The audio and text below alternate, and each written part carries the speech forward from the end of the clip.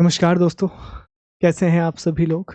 उम्मीद करता हूँ आप सब लोग बहुत अच्छे होंगे और आप सभी लोगों की पढ़ाई भी बहुत अच्छे ढंग से आगे बढ़ रही होगी। साथियों, एक बार फिर से आप सभी लोगों का बहुत-बहुत स्वागत है आधुनिक भारतीय इतिहास की सीरीज़ में, मॉडर्न इंडियन हिस्ट्री की सीरीज़ में, जहाँ हम भारत में यूरोपीय कंपनियों का आगमन पढ़ रहे हैं। पिछली क्लास में हमने पुर्तगाल ईस्ट इंडिया कंपनी और डच ईस्ट इंडिया कंपनी के बारे में पढ़ा था। हमने पुर्तगालियों के बारे में जाना कि ये भारत आने वाले पहले यूरोपीय थे और भारत से जाने वाले भी सबसे अंतिम यूरोपीय थे। 20 मई 1498 को Vasco D gamma Kappad Calicut Kerala में पहुंचता है और सीधे समुद्री मार्ग से यूरोप से भारत आने वाला वो पहला व्यक्ति था। अर्थात यूरोप से भारत तक आने वाले सीधे समुद्री मार्ग की खोज उसने की थी। हमने ये भी देखा कि फ्रांसिस्को डी अल्मेडा पहला गवर्नर जिसने ब्लू वाटर पॉलिसी को शुरू किया। अफांसो डी अल्बुकर्क जो वास्तविक संस्थापक है, उसके समय 1510 में बीजापुर के शासक यूसुफ आदिल शाह से गोवा छीन लिया गया। उसी के समय पर सती प्रथा पर प्रतिबंध लगा दिया गया और पुर्तगाली पुरुषों से कहा गया कि आप भारतीय महिलाओं से विवाह कीजिए। नीनो डी कुन्हा ने गोवा को अपना मुख्यालय बनाया। पहले कोचीन मुख्यालय था, बाद में गोवा को मुख्यालय बनाया गया। इसी तरह मैनुअल एंटानियो सिल्वा आखिरी गवर्नर होता है। अंततः 1961 में गोवा, दमन दीव इन सब का भारत में विलय कर लिया जाता है और गोवा मुक्ति दिवस भी दिसंबर में ही मनाया जाता है। प्यारे दोस्तों, हम आगे बढ़े और हमने चर्चा की कि पुर्तगालियों का भारत पर बहुत प्रभाव हुआ। जैसे गोथिक स्थापत्य कला पुर्तगाली भारत लेकर के आए। सबसे बड़ी बात, उन्होंने भारत में पहली प्रिंटिंग प्रेस बनाई और पहली प्रिंटिंग प्रेस को गोवा में स्थापित किया गया 1556 में, 1556 में।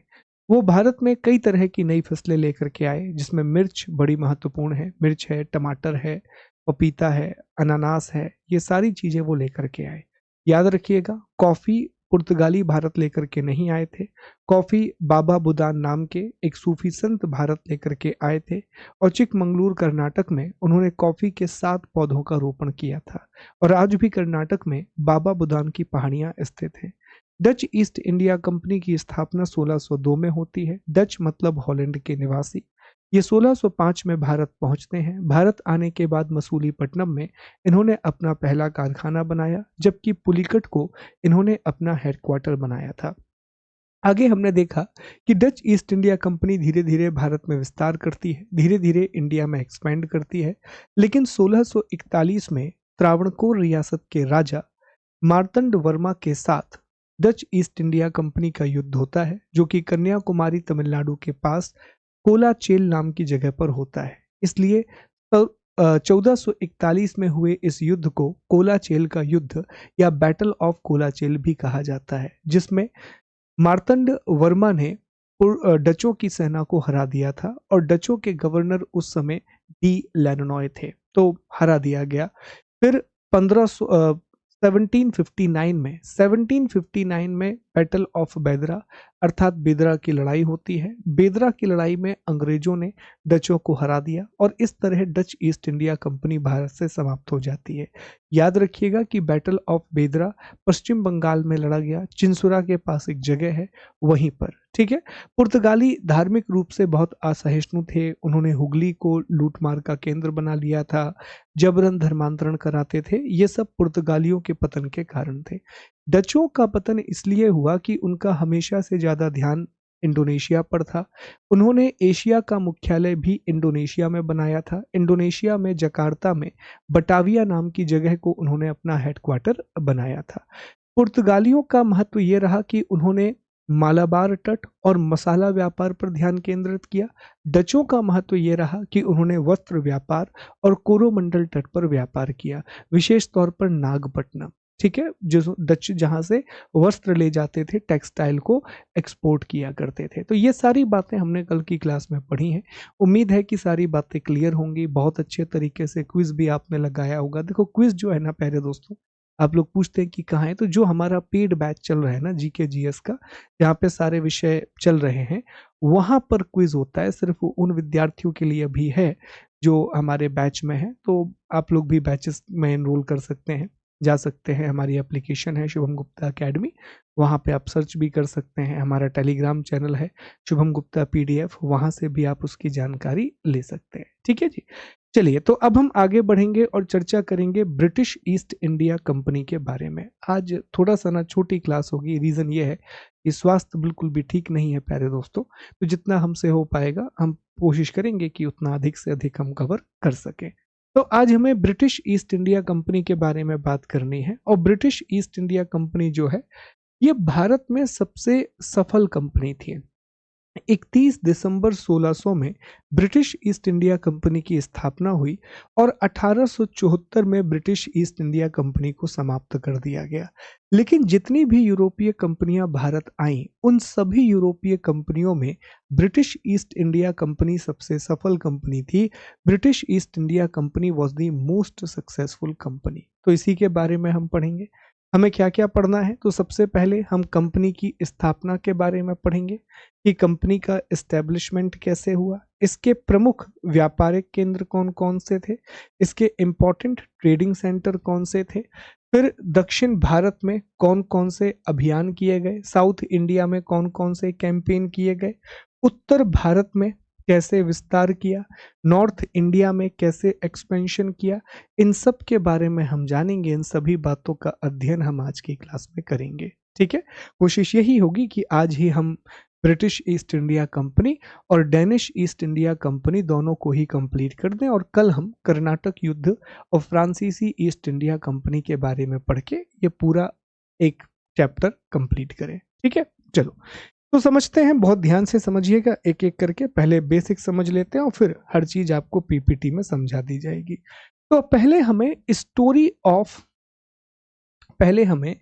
स्टोरी ऑफ एस्टेब्लिशमेंट समझना होगा, मतलब स्थापना की कहानी, कि कैसे ब्रिटिश ईस्ट इंडिया कंपनी की स्थापना हुई, कैसे इस कंपनी को स्थापित किया गया। तो देखो, आखिर ब्रिटेन भारत आना क्यों चाह रहा था, तो कारण बड़ा साफ है कि ब्रिटेन क्या पूरा का पूरा यूरोप ही भारत आना चाह रहा था, पूरा का पूरा यूरोप ही इंडिया आना चाह रहा था। और रीजन बड़ा साफ था, क्योंकि पुर्तगाल और स्पेन इन्होंने बहुत जगह पर अधिकार कर लिया था, और ये पुर्तगाल और स्पेन लगातार समृद्ध हो रहे थे, लगातार ये प्रॉस्परस हो रहे थे। इनके पास बहुत पैसा आ रहा था। फ्रांस, ब्रिटेन, डेनमार्क ये सब देख रहे थे कि यार हमें भी ये पैसा चाहिए, क्योंकि पूरे यूरोप में इस समय वणिकवाद की विचारधारा चल रही थी, मर्केंटलिज्म की फिलॉसफी चल रही थी। वणिकवाद कहता है कि एक देश को ऐसी नीतियां अपनानी चाहिए कि अधिक से अधिक मात्रा में उस देश के पास बहुमूल्य धातुएं एकत्रित हो सकें, उस देश के पास जो प्रीशियस मेटल्स होते हैं जैसे गोल्ड, सिल्वर, डायमंड, ये सारी चीजें कलेक्ट हो सके। इसी को वणिकवाद कहा जाता है, मर्केंटलिज्म कहा जाता है। तो यही एक कारण रहा कि चूंकि पुर्तगाल को इससे बहुत फायदा हो रहा था, स्पेन और पुर्तगाल को, तो दूसरे देश भी भारत आना चाहते थे, दूसरे देश भी। और जब मैं भारत बोलता हूं तो भारत से मेरा मतलब है पूरा का पूरा पूर्व, पूरा का पूरा ईस्ट, जिसमें हमारा भारत वाला इलाका, इंडोनेशिया, यहाँ जापान, यहाँ चीन, ये सारे के सारे इलाके शामिल हो जाते हैं। ये पूरी की पूरी टेरिटरी शामिल हो जाती है, अफगानिस्तान वगैरह। ठीक है, तो भारत का अर्थ यहाँ मैं इस कंटेक्स्ट में यूज कर रहा हूँ कि पूर्व के साथ व्यापार करके ये लाभ कमाना चाहते थे, ईस्ट के साथ ट्रेड करके ये लाभ कमाना चाहते थे। पर बहुत सारी चीजें थी जो इन्हें आगे नहीं बढ़ने दे रही थी। एग्जाम्पल हमने कल की क्लास में भी डिस्कस किया था। तो हमने ये जाना था कि पुर्तगाल और स्पेन ये सबसे पहले इन्होंने नेवी बनाई, और इनकी नेवी बहुत ही शक्तिशाली थी। इनकी जो नौसेना है, इनकी जो नेवी है, वो बहुत ज्यादा पावरफुल थी, वो बहुत ज्यादा शक्तिशाली थी, वो बहुत ज्यादा पावरफुल थी। अब इतनी शक्तिशाली नौसेना को अगर हराना है, इतनी पावरफुल नेवी को अगर डिफीट करना है, तो आपको कुछ बहुत अच्छा काम करना होगा अपनी टेक्नोलॉजी में। और पूरे यूरोप में एक बात प्रसिद्ध थी कि पुर्तगाल और स्पेन तो गॉड ऑफ सी हैं, पुर्तगाल और स्पेन तो सागर के स्वामी हैं, इन्हें हराया ही नहीं जा सकता, दे आर इनविंसिबल। उन्हें हराया ही नहीं जा सकता, they can not be defeated. और ब्रिटेन ने यह काम किया। 1588 कल भी चर्चा हुई थी। 1588 1588 में ब्रिटेन ने क्या किया साथियों कि ब्रिटेन ने पुर्तगाल और स्पेन इन दोनों को हरा दिया। और ये बहुत बड़ी बात थी, इसने पूरे यूरोप में हलचल पैदा कर दी। यूरोप ये समझ गए, ना सिर्फ ब्रिटेन बल्कि डेनमार्क, फ्रांस, स्वीडन, कि पुर्तगाल और स्पेन को हराया जा सकता है। और इसके बाद ना सिर्फ ब्रिटेन बल्कि पूरे यूरोपीय देशों ने दूसरे देशों की ओर जाना शुरू कर दिया, दूसरी कंट्रीज की ओर जाना शुरू कर दिया। तो ये बहुत बड़ा एक इवेंट हुआ जिसकी वजह से पूरे यूरोप में ये मैसेज गया, पूरे यूरोप में ये संदेश गया कि जी हाँ, पुर्तगाली और स्पेन को हराया जा सकता है। ठीक है, लेकिन जब भी कोई कंपनी भारत आती है या किसी भी देश में व्यापार करने के लिए जाती है तो पहले उसके बारे में एक बेसिक इंफॉर्मेशन लेनी चाहिए। तो बैकग्राउंड क्या है ब्रिटिश ईस्ट इंडिया कंपनी की स्थापना का, ये समझने की कोशिश करना। देखो, सबसे पहले ना कहानी शुरू होती है 1578 से। 1578 में ये होता है प्यारे दोस्तों कि एक ब्रिटेन का लुटेरा था, एक ब्रिटिश समुद्री लुटेरा था जिसका नाम था ब्रिटिश समुद्री लुटेरा या ब्रिटिश पायरेट कह सकते हैं। एक ब्रिटिश समुद्री लुटेरा था जिसका नाम था फ्रांसिस डेरिक। तो फ्रांसिस डेरिक ने एक पुर्तगाली जहाज को लूट लिया। फ्रांसिस डेरिक ने एक पुर्तगाली जहाज को लूट लिया। पुर्तगाल के एक जहाज को इसने प्लंडर कर लिया। और जब इसने पुर्तगाल के जहाज को लूटा तो इसने पाया कि पुर्तगालियों के पास तो बेतहाशा पैसा है। और पुर्तगालियों ने फिर बताया कि कैसे वो पिछले लगभग 100 सालों से भारत के साथ, पूर्व के साथ व्यापार कर रहे हैं, ईस्ट के साथ ट्रेड कर रहे हैं और इन्हें कितना फायदा हो रहा है। और फ्रांसिस डेरिक ने ये सारी बातें जाकर के ब्रिटेन में बताई कि पूर्व के साथ हमें भी व्यापार करना चाहिए। समुद्री लुटेरा था तो उसने कहानियां सुनाई, वो कहानियां होते होते होते होते पूरे ब्रिटेन में फैल गई। तो वैसे भी ब्रिटेन देख ही रहा था कि पुर्तगाल को बहुत पैसा मिल रहा है, दूसरे देश भी देख रहे थे कि पुर्तगाल को बहुत पैसा मिल रहा है और डेफिनेटली अंग्रेज भी पैसा कमाना चाहते थे। ठीक है, अगले साल एक ब्रिटिश नागरिक भारत आता है 1579 में। 1579 में क्या हुआ प्यारे दोस्तों, थॉमस स्टीफन एक ब्रिटिश पादरी थे। थॉमस स्टीफन एक ब्रिटिश पादरी थे। ये गोवा आए, ब्रिटिश पादरी, और ये भारत आने वाले प्रथम ब्रिटिश नागरिक थे। ये कोई व्यापारी नहीं थे, पादरी थे। ये भारत आने वाले प्रथम ब्रिटिश नागरिक थे। He was first British citizen to arrive India. He was first British citizen to arrive India. वो ब्रिटेन आने वाले पहले वो भारत आने वाले पहले ब्रिटिश नागरिक थे। ठीक है, बहुत ज्यादा काम नहीं किया, पादरी थे, गोवा में अपना जीवन बिताया, चले गए, पर ठीक है, एक नाम है जो हमें पता होना चाहिए, इंपॉर्टेंट नाम है। इसके बाद कहानी आगे बढ़ती है, स्टोरी आगे बढ़ती है और 1583 में राल्फ फिंच भारत आता है। राल्फ फिंच, ठीक है, एक लेवेंट कंपनी बनाई थी इन लोगों ने जो मिडिल ईस्ट के साथ व्यापार करती थी। राल्फ फिंच भारत आया और राल्फ फिंच ने भारत की यात्रा की और ये अपनी किताब में लिखता है कि जो आगरा और फतेहपुर सीकरी हैं, जो आगरा और फतेहपुर सीकरी हैं, ये लंदन से भी ज्यादा बड़े हैं। आगरा और फतेहपुर सीकरी का उल्लेख अपने यात्रा वृतांत में करता है और लिखता है कि जो आगरा और फतेहपुर सीकरी हैं, ये लंदन से भी बहुत ज्यादा बड़े हैं। They are greater than London. ठीक है, they are greater than London. तो वो ये वाला उल्लेख भी करता है, ये वाली बात भी बताता है कि ये बहुत बड़े शहर है, ये बहुत बड़ी टेरिटरी है। तो राल्फ फिंच आता है, राजाओं से नहीं मिलता है, पर हाँ इसकी यात्रा होती है। ठीक है, इसके बाद जैसा हमने डिस्कस किया कि 1588 में एक बहुत बड़ी घटना होती है और 1588 में 1588 में ब्रिटेन ने पुर्तगाल और फ्रांस के आर्मेडा को पराजित कर दिया। पुर्तगाल और स्पेन के आर्मेडा को पराजित कर दिया। Britain defeated Portugal and Spain armada. Britain defeated Portugal and Spain armada. पुर्तगाल और स्पेन के आर्मेडा को बुरी तरीके से हरा दिया और ये मिथ तोड़ दिया कि कभी भी पुर्तगालियों को नहीं हराया जा सकता, कभी भी पोर्चुगीज को नहीं हराया जा सकता। अब इंटरेस्ट और बढ़ रहा है और भी लोग अब भारत आ रहे हैं और भारत आकर के वो पड़ताल कर रहे हैं कि कैसे हम भारत में व्यापार कर सकते हैं। अब एक व्यापारी भारत आएगा, एक ट्रेडर इंडिया आएगा। 1599 में, ये ईयर इंपॉर्टेंट नहीं है, ईयर से सवाल नहीं पूछे जाते हैं, बस आपको बेसिक्स पता होने चाहिए। देखो 1599 में एक ब्रिटिश व्यापारी भारत आया। एक ब्रिटिश व्यापारी या ब्रिटिश मर्चेंट इंडिया आया और ब्रिटिश व्यापारी का नाम था जॉन मिल्डेन हॉल। ब्रिटिश व्यापारी का नाम था John मिल्डेन hall.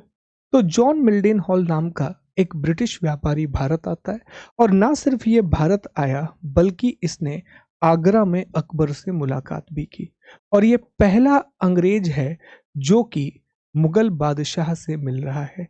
He was a first britisher जो कि मुगलों से मिल रहा है। तो मुगलों से मिलने वाला ये पहला अंग्रेज था। मुगलों से या मुगल बादशाह से मिलने वाला प्रथम अंग्रेज। ठीक है, ये पहला ब्रिटिशर था, फर्स्ट ब्रिटिशर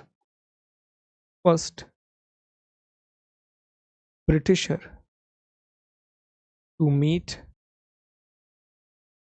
मुगल्स। ये पहला जॉन मिल्डेन हॉल पहला अंग्रेज था जो कि मुगलों से मिला था। तो यहां तक कहानी आगे बढ़ती है। इस तरह से ब्रिटिश ईस्ट इंडिया कंपनी का खाका तैयार हुआ। इन सभी लोगों ने किसी ना किसी रूप में लंदन तक जानकारी पहुंचाई और लंदन तक इंफॉर्मेशन बता के इन्होंने बार बार यही बताया कि देखिए भारत आ जाइए, भारत आने पर बहुत फायदे हैं, भारत में बहुत प्रॉस्पेरिटी है, पुर्तगाली यहाँ से बहुत पैसा बना रहे हैं, पोर्चुगीज यहाँ से बहुत पैसा कमा रहे हैं और डेफिनेटली हमारे पास भी एक बहुत अच्छा मौका है कि हम भी यहाँ से बहुत पैसा बना सकते हैं, हम भी यहाँ से बहुत बड़ी मात्रा में पैसा बना सकते हैं प्यारे दोस्तों। ठीक है, अब यहीं से कहानी शुरू होती है ब्रिटिश ईस्ट इंडिया कंपनी की। अब ये तो हमने बेसिक्स आपको बताया, अब हम ब्रिटिश ईस्ट इंडिया कंपनी के बारे में आ रहे हैं। तो 31 दिसंबर 1600 को 31 दिसंबर 1600, ये बहुत इंपॉर्टेंट डेट है। 31 दिसंबर 1600 को ब्रिटिश ईस्ट इंडिया कंपनी की स्थापना होती है। The British East India company established. और इसका नाम ये नहीं रखा गया, शुरुआत में इसका नाम रखा गया governor and company of merchant of England trading into the east. इसका नाम ये रखा गया कि governor and company of merchants of England trading into the east Indies, ये इस कंपनी का नाम रखा गया। पर ठीक है, इतना नाम याद रखने की जरूरत नहीं है, बाद में इसका नाम शॉर्ट कर दिया गया, ईस्ट इंडिया कंपनी कहा गया बाद में, पर दैट इज नॉट इंपॉर्टेंट। देखो ब्रिटिश ईस्ट इंडिया कंपनी एक निजी कंपनी थी, या ये भी एक संयुक्त उपक्रम था, ज्वाइंट वेंचर था, जिसमें सभी का पैसा, निजी कंपनी थी लेकिन एक व्यक्ति की नहीं थी, इसलिए हम इसको ज्वाइंट वेंचर बोल रहे हैं। इसमें 217 निवेशक शामिल थे, इसमें 217 इन्वेस्टर जुड़े हुए थे और ये कंपनी 1857 तक प्राइवेट कंपनी रहेगी। 1857 के बाद इसका राष्ट्रीयकरण किया गया, इसका नेशनलाइजेशन किया गया और 1874 में इस कंपनी को बंद कर दिया गया, ये कंपनी बंद हो गई। तो 217 निवेशकों ने मिलकर के ये कंपनी बनाई थी 217 इन्वेस्टर्स ने मिलकर यह कंपनी बनाई थी। इस कंपनी के संस्थापकों में बहुत सारे लोग थे, पर कुछ प्रमुख नाम हैं। जैसे संस्थापकों में एक नाम आता है जॉन वॉट का, जो कि इसके प्रमुख संस्थापक थे। एक नाम आता है जॉन स्पेंसर का। एक नाम आता है जॉन क्लोव का, जॉन क्लोव। ठीक है। एक नाम इसमें आता है विलियम कैवेंडिश का। एक नाम इसमें आता है जेम्स लेकिस्टर का।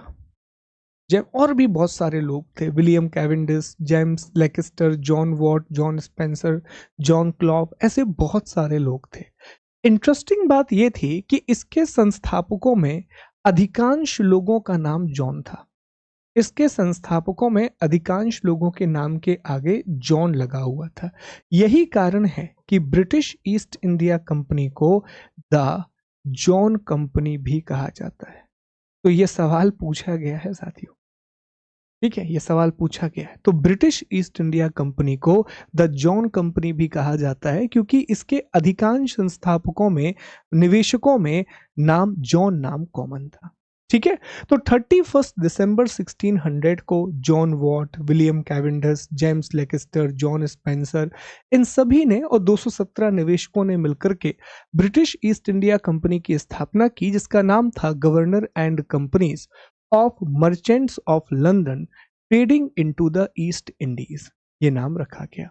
अब जब कंपनी बनी तो अब सवाल ये आया कि कंपनी अपना प्रशासन कैसे चलाएगी।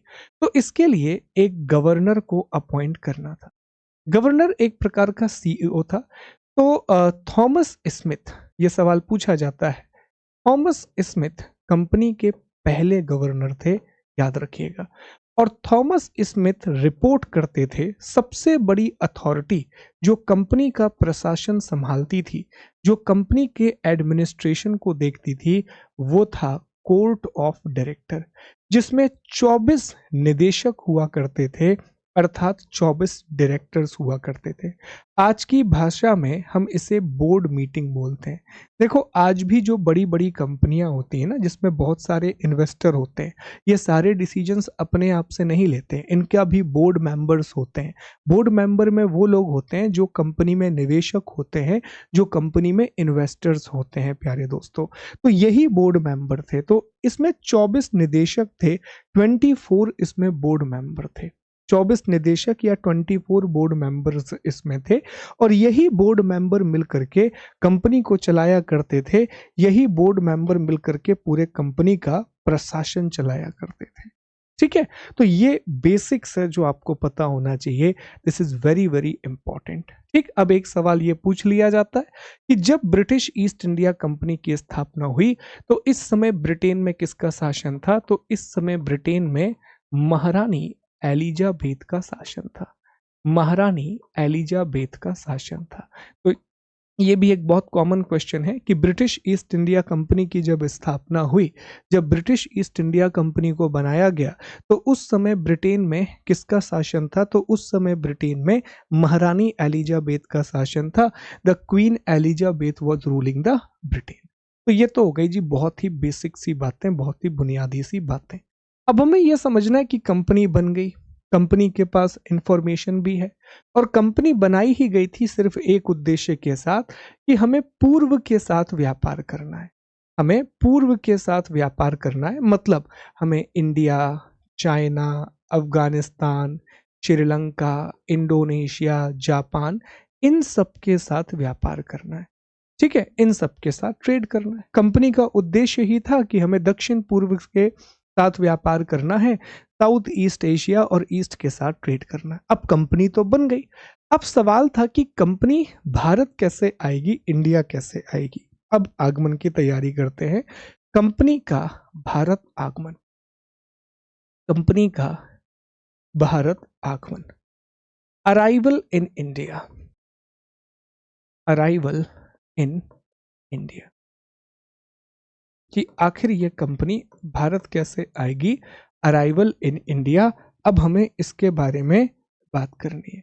देखो, तो कंपनी का जो पहला अभियान था ये भारत के लिए नहीं था। कितनी इंटरेस्टिंग बात है कि वो सबसे पहले भारत आए ही नहीं। कंपनी का जो पहला अभियान हुआ, फर्स्ट कैंपेन हुआ, वो 1601 में हुआ। 1601 में 1601 में 1601 में कंपनी का फर्स्ट कैंपेन होता है, प्रथम अभियान होता है। और इस अभियान को लीड कर रहे थे जेम्स, जो कि कंपनी के संस्थापकों में भी थे, लैंकेस्टर, जेम्स लैंकेस्टर। और जेम्स लैंकेस्टर रेड ड्रैगन नाम के जहाज से, ये बहुत इंपॉर्टेंट जहाज है और ये बहुत सारे अभियानों में भारत आएगा। रेड ड्रैगन नाम के जहाज से पहला अभियान लेते हैं, लेकिन ये सबसे पहले मलक्का गए थे, अर्थात ये इंडोनेशिया वाले इलाके में जाते हैं। ये भारत नहीं आए, ये इंडोनेशिया वाले इलाके में आए। तो ब्रिटिश ईस्ट इंडिया कंपनी का जो पहला अभियान था, ब्रिटिश ईस्ट इंडिया कंपनी का जो फर्स्ट कैंपेन था, वो जेम्स लैंकेस्टर ने लीड किया था। पर वो भारत नहीं आए थे, वो इंडिया नहीं आए थे, वो मलक्का और इंडोनेशिया वाले इलाके में गए थे रेड ड्रैगन नाम के जहाज से। इसके बाद इनका भारत आगमन होता है, अराइवल इन इंडिया। तो अगस्त 1608, अगस्त 1608, अगस्त 1608 में कैप्टन विलियम हॉकिंस, अब ये नाम जाने पहचाने हैं, याद आ रहा होगा, जहांगीर के समय पढ़ा था हमने कैप्टन विलियम हॉकिंस, ये हेक्टर नाम के जहाज से, हेक्टर अब तो कार है एक, पता ही होगा आपको, हेक्टर नाम के जहाज से सूरत पहुंचता है, सूरत। और सूरत में आने के बाद ये मुगल बादशाह जहांगीर से मुलाकात भी करता है। मुगल बादशाह जहांगीर, हालांकि सूरत में नहीं मिला था, पर सूरत पहुंचता है हेक्टर नाम के जहाज से कैप्टन विलियम हॉकिंस। और captain William Hawkins British East India company का पहला अधिकारी था जो भारत आया था। ब्रिटिश ईस्ट इंडिया कंपनी का यह फर्स्ट कैंपेनियर था जो कि इंडिया आया था। कंपनी ने भारत आने के बाद सबसे पहले कोशिश की कि सूरत में उन्हें फैक्ट्री खोलने की परमिशन मिल जाए। वो जहांगीर के पास गए, अभी हम पढ़ेंगे विलियम हॉकिंस के बारे में। बहुत कोशिश की विलियम हॉकिंस ने। विलियम हॉकिंस तुर्की और फारसी में बात करता था, टर्की और पर्शियन में बात करता था, इंग्लिश खान की टाइटल भी मिला, 400 का मनसब भी मिला, लेकिन सूरत में फैक्ट्री खोलने की अनुमति नहीं मिली क्योंकि उस समय पुर्तगालियों का प्रभाव बहुत ज़्यादा था, पोर्चुगल इन्फ्लुएंस बहुत ज़्यादा था। यही कारण था कि इन्होंने एक अस्थायी फैक्ट्री खोली और 1611 में मसूलीपट्टनम में इन्होंने अपनी पहली फैक्ट्री खोली। मसूलीपट्टनम जो कि आंध्र प्रदेश में आता है, वहां पर इन्होंने अपनी पहली फैक्ट्री खोली और ये अस्थायी फैक्ट्री थी पहली। और फिर 1613 में ये अपनी पहली स्थायी फैक्ट्री खोलते हैं और 1613 में अपनी पहली स्थायी फैक्ट्री इन्होंने सूरत में ओपन की थी। इन्होंने अपनी पहली स्थायी फैक्ट्री 1613 में सूरत में ओपन की थी। तो इस तरह भारत इनका आगमन होता है, इस तरह ये इंडिया आते हैं। तो देखो, अब तक की कहानी समझते चलना। फ्रांसिस डेरिक से कहानी शुरू हुई थी, थॉमस स्टीफन, राल्फ फिंच, फिर जॉन मिल्डेन हॉल, उसके बाद ब्रिटिश ईस्ट इंडिया कंपनी का एस्टेब्लिशमेंट, एक जॉइंट वेंचर प्राइवेट कंपनी है, एक संयुक्त निजी उपक्रम है ये, ठीक है, जिसमें John Watt, John Spencer, John Klopp, William Cavendish, James Lancaster, ये सारे संस्थापक हैं। जॉन कंपनी भी कहा जाता है।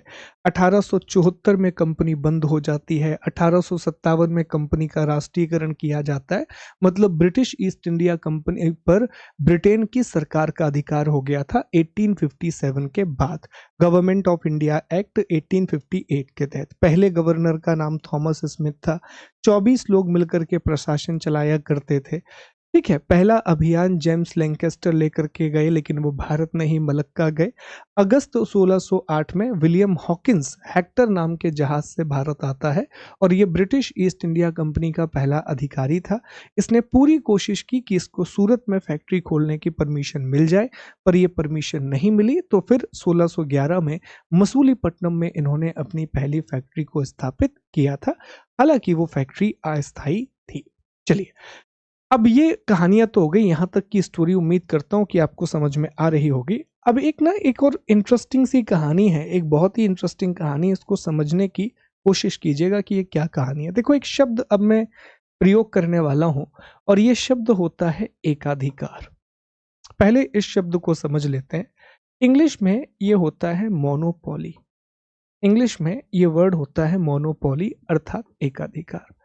ओके जी। देखो, मोनोपोली का मतलब होता है, जैसे आपने कहा, मोनोपोली मतलब एक ही व्यक्ति या एक ही संस्था वो काम करती है, इसी को हम मोनोपोली कहते हैं। एग्जाम्पल के लिए मान लीजिए कि मैं इतिहास पढ़ाता हूं। अब सरकार एक अगर नियम बना दे कि भाई साहब, इतिहास पढ़ाने का अधिकार सिर्फ एक ही व्यक्ति को रहेगा, किसी भी व्यक्ति को, तो फिर आप कह सकते हैं कि उस व्यक्ति की इतिहास पर मोनोपोली होगी। जैसे बजाज की स्कूटी आती है, बजाज की मोटरसाइकिल आती है, भारत सरकार एक नियम बना दे कि भारत में मोटरसाइकिल बनाने का काम सिर्फ बजाज की कंपनी ही करेगी, तो हम कहेंगे कि बजाज ने मोटरसाइकिल के लिए मोनोपोली ले ली है। बजाज का भारत में मोटरसाइकिल बनाने में एकाधिकार स्थापित हो गया है, मतलब उसके अलावा वो कोई काम नहीं कर सकता। तो देखो, जब 31 दिसंबर 1600 को ब्रिटिश ईस्ट इंडिया कंपनी स्थापित हुई, 31 दिसंबर 1600 में जब ब्रिटिश ईस्ट इंडिया कंपनी बनी, तो उसी समय महारानी एलिजाबेथ ने ब्रिटिश ईस्ट इंडिया कंपनी को पूर्व के साथ व्यापार करने के लिए 15 वर्षों का एकाधिकार दिया था।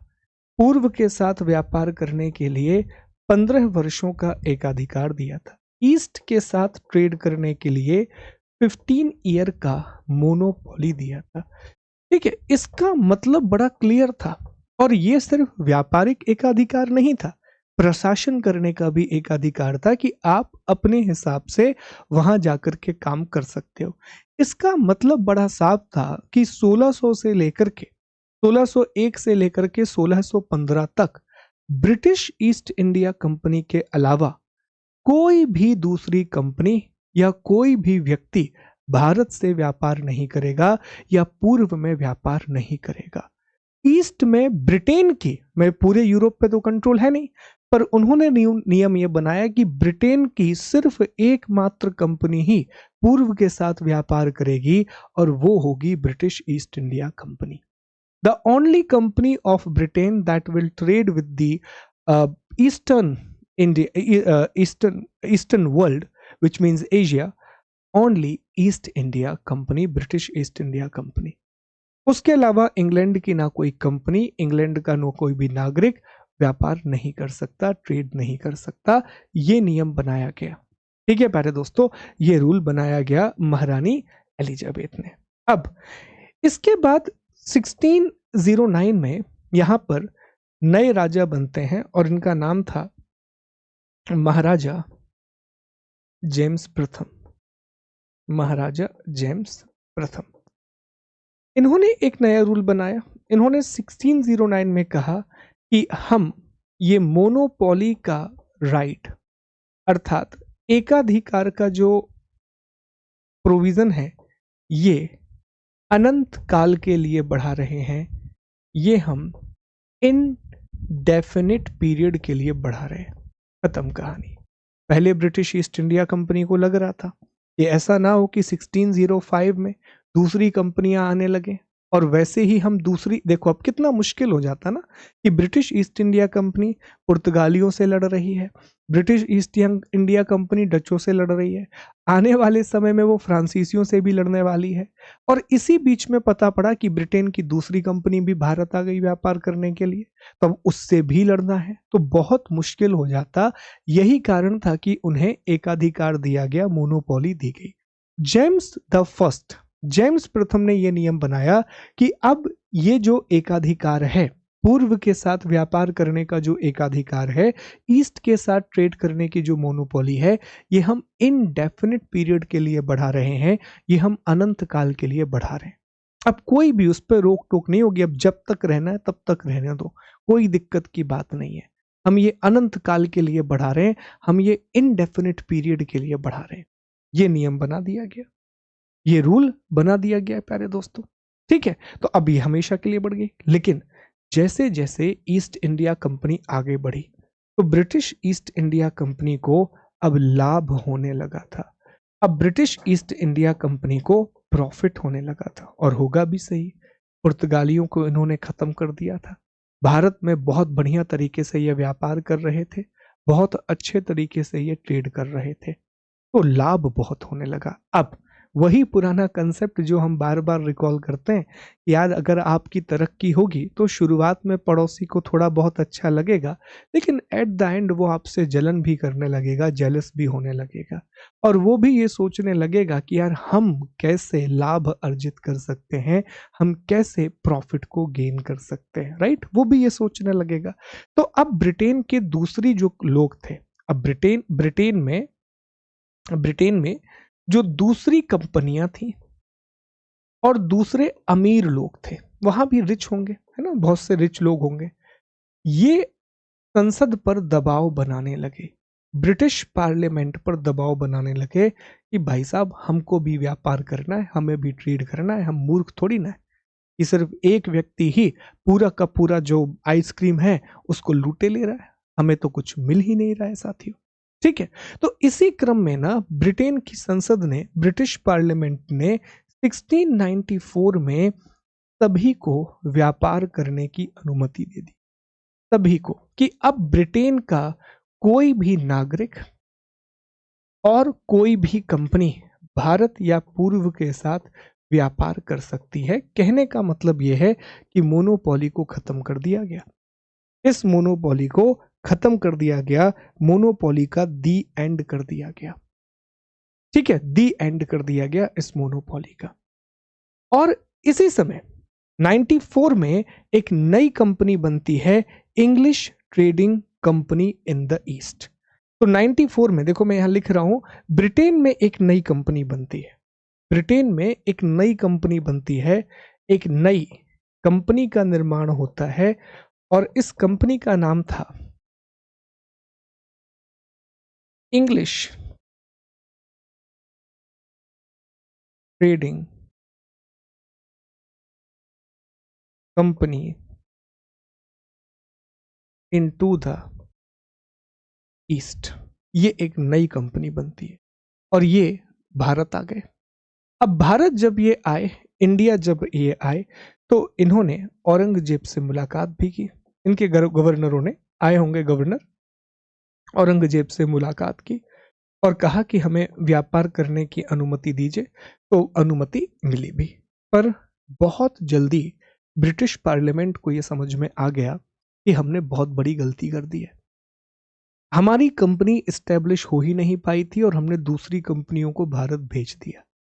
इससे दोनों कंपनियों को नुकसान होने लगा, ईस्ट इंडिया कंपनी को भी नुकसान होने लगा, और ये जो English trading company into the east बनाई गई थी, इसको भी समस्या होने लगी। तो फिर एक समझौता किया, और एक व्यक्ति थे गोडोल्फिन, एक व्यक्ति थे गोडोल्फिन। तो गोडोल्फिन ने एक समझौता किया। 1708 में एक अग्रीमेंट हुआ जिसे गोडोल्फिन समझौता कहा जाता है, गोडोल्फिन एग्रीमेंट कहा जाता है।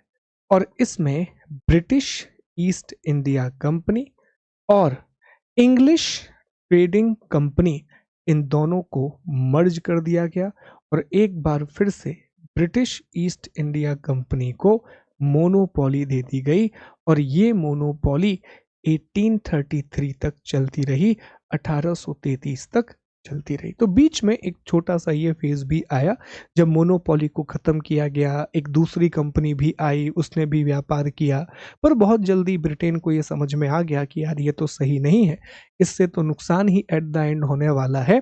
तो इस चीज को वापस ले लिया गया और इन दोनों कंपनियों को मर्ज कर दिया गया, और 1833 तक ये मोनोपोली रही आई। देखो, दो तरह की मोनोपोली रही है ब्रिटिश ईस्ट इंडिया कंपनी के पास।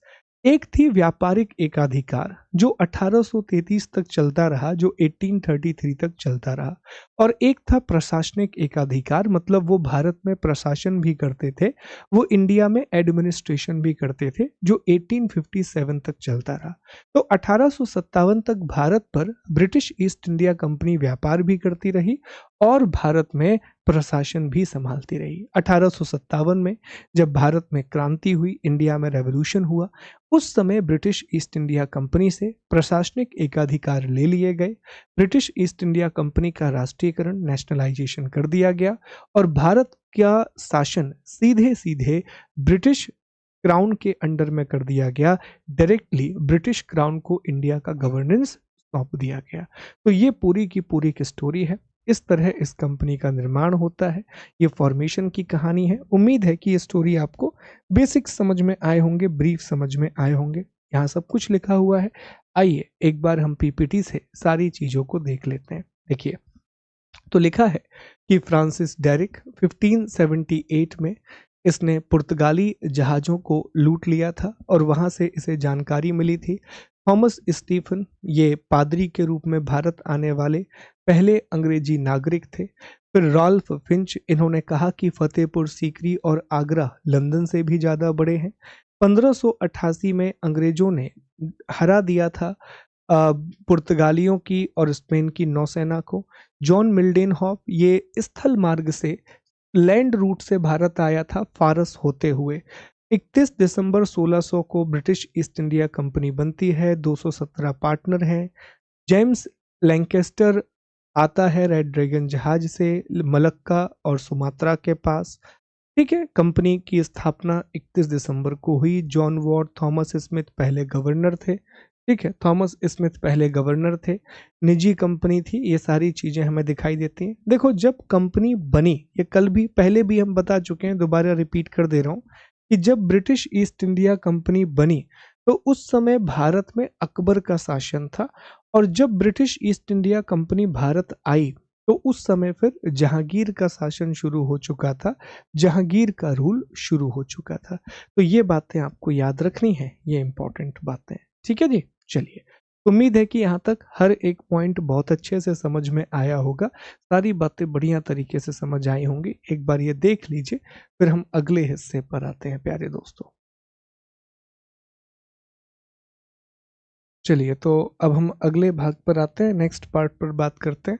और अब हमें मुख्य व्यापारिक केंद्रों की बात करनी है कि इनके मुख्य व्यापारिक केंद्र कौन से थे, इंपॉर्टेंट ट्रेडिंग सेंटर कौन से थे। तो देखो, हम जानते हैं कि इन्होंने अपना जो पहला केंद्र स्थापित किया था, ये आंध्र प्रदेश में मसूलीपट्टनम में स्थापित किया था।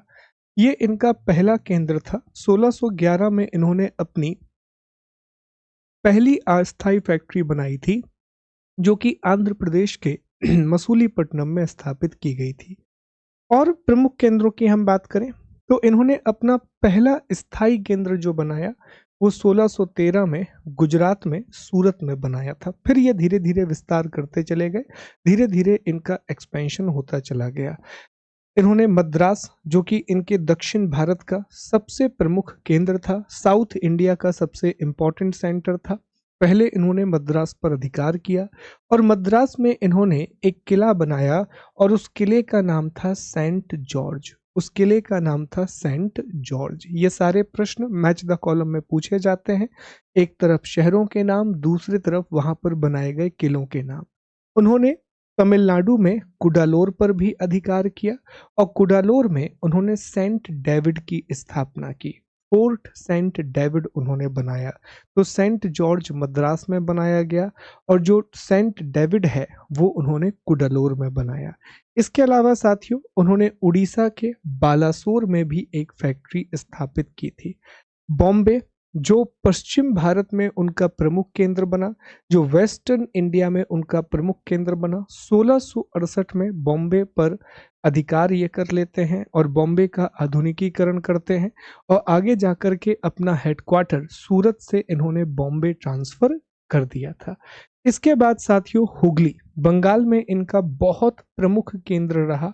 हुगली, बहुत लंबे समय तक ये हुगली में बने रहे और सबसे इंपॉर्टेंट सेंटर रहा इनका कोलकाता। इन्होंने कलकत्ता की स्थापना की थी 3 गाँव की ज़मींदारी लेने के बाद, हम डिस्कस करेंगे। और कोलकाता में इन्होंने फोर्ट विलियम की स्थापना की थी।